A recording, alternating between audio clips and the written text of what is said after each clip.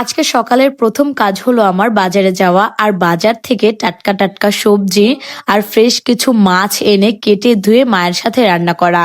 তো যেই ভাবা সেই কাজই কিন্তু আমি শুরু করে দিয়েছি। আসসালামু আলাইকুম, সবাই কেমন আছো? আশা করছি ভালো আছো। আমরাও আলহামদুলিল্লাহ বেশ ভালো আছি।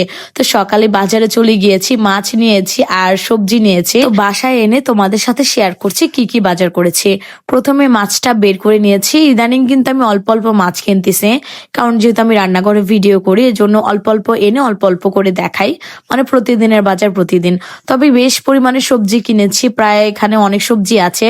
মূলো ছিল, বেগুন ছিল, ফুলকপি, সিম, তারপরে হচ্ছে ধনিয়া পাতা, এগুলি আর কি। আর 3টা ছোট ছোট রুই মাছ এনেছি। আচ্ছা, আগে বলিনি আজকে আমি কি রান্না করব। আজকে আমি এই যে রুই মাছ দিয়ে শীতের সবজি হিসেবে ফুলকপি, মূলো, সাথে হচ্ছে সিম দিব, আলু দিব আর হচ্ছে কুমড়োর বড়ি দিব। আজকে মজা করে রান্না করব শীতের সবজি দিয়ে। আর কুমড়োর বড়ি আমি আগেও খেয়েছি, তবে বাজারে কেনা বড়িগুলিতে হচ্ছে আটা মিক্স করা অতটা ভালো লাগে না। তো আমি হচ্ছে হাতে বানানো অরিজিনাল হচ্ছে বড়ি খেয়েছি, তো এটাও শেয়ার করব। তো এখানে আমার মা কাটাকাটি করে আগে মাছটা ধুয়ে নিয়েছে, তারপর সবজিটা কেটে দিচ্ছে। সে সবকিছু গুছিয়ে দিবে আর আমি হচ্ছে রান্না করব। কারণ বাবুকে নিয়ে সবকিছু গুছিয়ে রান্না করতে গেলে আমার একটু ঝামেলা হয়ে যায়। যখন মা কাজ করতেছে তখন আমি বাবুকে ধরতেছি, আর যখন আমি কাজ করতেছি তখন আমার মা বাবুকে ধরতেছে। তো আমরা এভাবেই কাজ করতেছি আর আমার হাজবেন্ড ভিডিও করে দিচ্ছিল। তো যাই হোক, এখানে হচ্ছে সব সবজিগুলি কেটে তারপরে রান্নাঘরে চলে যাই রান্না করার জন্য। আর আজকে মাছগুলি হচ্ছে ভেজে রান্না করব, আর ভেজে না করলে তো ভালো লাগবে না, যেহেতু ছোট ছোট মাছ একটু কাটা কাটা লাগবে। তো মাছে হলুদ আর একটু মরিচের গুঁড়ো আর লবণ দিয়ে মাখিয়ে তারপরে ভেজে নেবে একটা একটা করে। মাছে ভেজে রান্না করতে ভালো লাগে, আবার অনেকেই মাছগুলি কষিয়ে খায়, তো আমরাও খাই যখন যেটা ভাল লাগে আর কি। সবসময় একরকম তো ভালো লাগে না, মাঝে মাঝে ভেজেও খাই। এমন না যে না ভাজলে খেতে পারবো না, সবভাবে খাওয়ার অভ্যাস আছে, সবভাবে রান্না করার অভ্যাস আছে। তো এখানে সুন্দর করে মাছগুলি এপাশ ওপাশ করে ভেজে আমি নামিয়ে নিচ্ছি। আর এই কড়াইটা বসানোর পর আমি হচ্ছে বড়িগুলো আগে ভেজে নেব, কুমড়োর বড়ি। আর এই কুমড়োর বড়িগুলি চলে আসছে আনাস অর্গানিক সব পেজ থেকে। বর্তমান সময়ে যদি আমি বাজার থেকে কুমড়োর বড়ি নিয়ে আসি তাহলে দেখা যায় সেই বড়িগুলিতে কিন্তু তারা আটা মিক্স করে তারপরে বিক্রি করে, মানে ভেজে বিক্রি করে, যেগুলি আসলে অতটা ভালো লাগে না। তো এই বড়িগুলো কিন্তু একদম অর্গানিক বড়ি, তারা হচ্ছে নিজের হাতে তৈরি করে।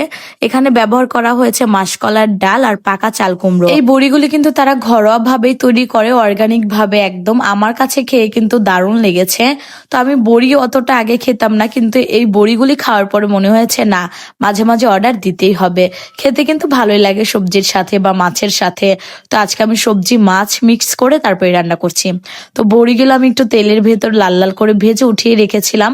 তারপরে এখানে পেঁয়াজ কাঁচামরিচটা একটু লাল লাল করে ভেজে আদা রসুন বাটা, হলুদের গুঁড়ো, মরিচের গুঁড়ো, ধনিয়া গুঁড়ো, জিরের গুঁড়ো, লবণ সব একত্র দিয়ে ভেজে নিচ্ছিলাম একটু। তারপর একটু কষানোর জন্য পানি দিব।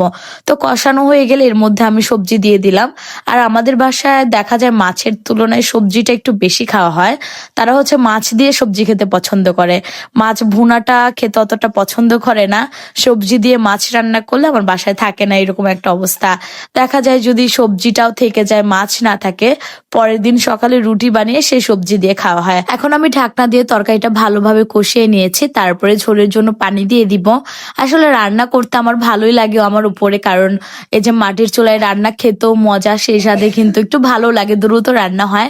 গ্যাসের চুলায় রান্না করতে এখন একটু মাঝে মাঝে বিরক্তই লাগে বলা চলে। এখানে ঝোলটা ফুটে আসলে আমি কিন্তু মাছটা দিয়ে দিয়েছি, তারপরে কুমড়োর বড়িটা দিয়ে দিলাম। আর এই বড়িগুলি কিন্তু মানে খুবই সুস্বাদু, যারা নিতে চান তারা কিন্তু এই যে আনাজ অর্গানিক সব পেজে যোগাযোগ করতে পারেন। আমি পেজের লিঙ্কটা কিন্তু ক্যাপশনে দিয়ে দিব আর কমেন্ট বক্সেও দিয়ে দিব।